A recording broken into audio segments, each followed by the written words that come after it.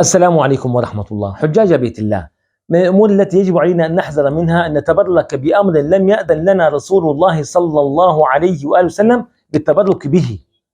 فكثير من الحجاج إخواني يتبركون بمقام إبراهيم عليه السلام. انظروا إلى هذه المناظر أيها الإخوة، انظروا بارك الله فيكم، يقبلون النحاس والزجاج ويلمسونه ببعض الأغمشة ويحتفظون بها.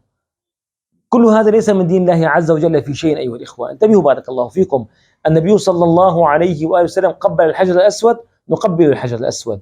النبي عليه وآله الصلاة والسلام سجد على الحجر، نسجد على الحجر. استلم الحجر، نستلم الحجر. استلم الركن اليماني، نستلم الركن اليماني. نقف في الملتزم، نعم هذا مشروع.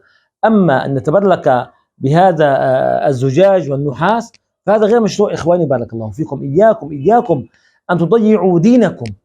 أنتم ذهبتم لتفرغوا الحمول التي على ظهوركم، لتفرغوا هذه الأوزار.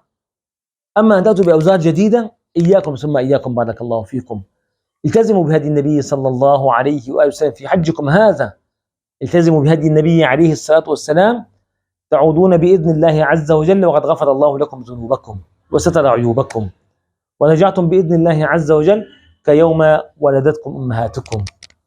أسأل الله أن يتقبل منا ومنكم، اللهم آمين. والسلام عليكم ورحمة الله وبركاته.